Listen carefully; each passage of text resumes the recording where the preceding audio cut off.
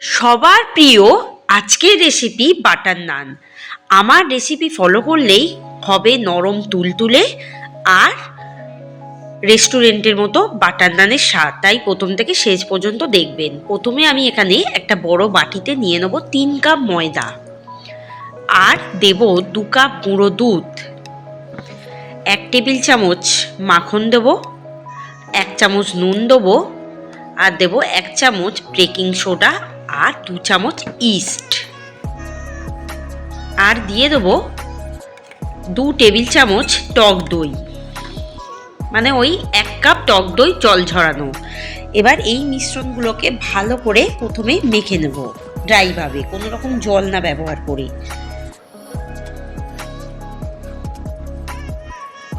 এবার দিয়ে দেবো আরও 2 টেবিল চামচ বাটার। বাটার দিয়েই আমি কিন্তু মাখবো। আর দিয়ে দেবো ওপর থেকে একটু ধনেপাতা কুচি,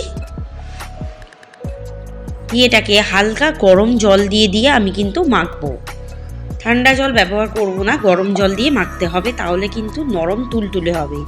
আর মেখে নিয়ে কিন্তু অবশ্যই 1 ঘন্টা রুম টেম্পারেচারে রেখে দিতে হবে। যতক্ষণ রাখা হবে এটা কিন্তু তত নরম তুলতুলে হবে, খেতে আরও বেশি ভালো লাগবে, আর ভীষণ সফট হবে ভেতর থেকেও, কোনো রকম শক্ত ভাব আসবে না।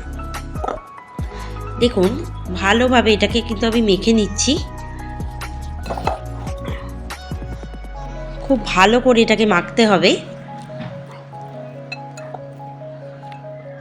মাখার পর 1 ঘন্টা রেখে দিতে হবে। আবারও আরেকটু ময়দা ছড়িয়ে ভালো করে মেখে নেব।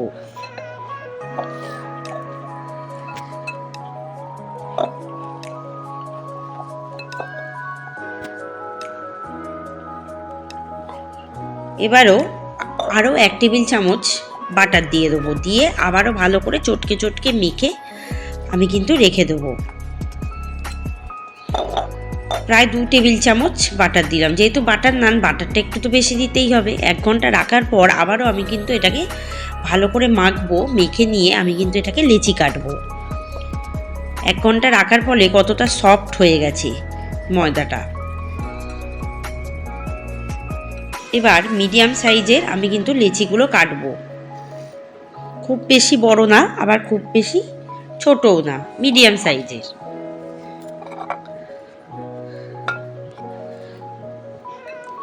আবারও মিডিয়াম সাইজের লেচিগুলো কাটবো আমি। এভাবে একে একে লেচিগুলো আমি কেটে নেব।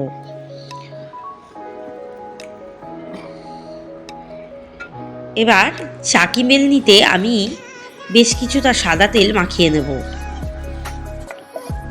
এবারে একটা একটা করে বেলতে থাকবো। এটা একটু লম্বাটে ধরনের বেলা হবে,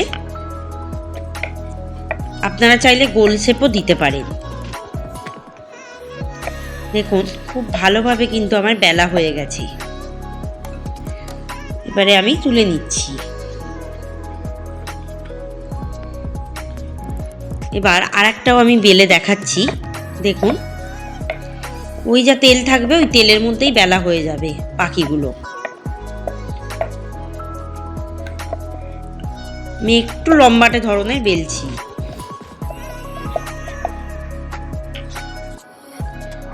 দেখুন বেলা হয়ে গেছে, আমি এবার তুলে নিচ্ছি। দেখুন সবগুলো আমার বেলা হয়ে গেছে। এবার কড়াইটা একটু হালকা আছে গরম করে নিয়ে দিয়ে দেবো প্রথমে আগে নানটা, তার উপরে দেব বাটার। আমি এটা একরকমভাবে দেখালাম, আর এক রকমটা দেখাচ্ছি আমি। এবার বাটারটা একটু গলে গেলে আস্তে করে কিন্তু ওঠাবো। উঠিয়ে ওই পাশটাও ভালোভাবে ভেজে নেব। আঁচটাকে এই সময় একদম মিডিয়ামে করে দেবো, তাহলে কিন্তু নানটা ভাজাটা ভালো হবে।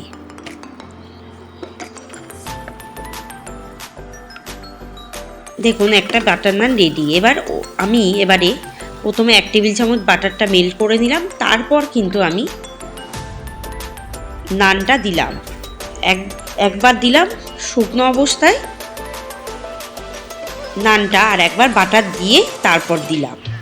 বাটারটা আগে দিলাম, একবার বাটারটা পরে দিলাম। দু রকমভাবেই কিন্তু সেঁকা যায়। দেখুন ভালোভাবে উল্টে পাল্টে সেঁকে নেব। বাকিগুলো ঠিক এরমভাবেই সেঁকতে হবে, দেখবেন নরম তুলতুলে হবে।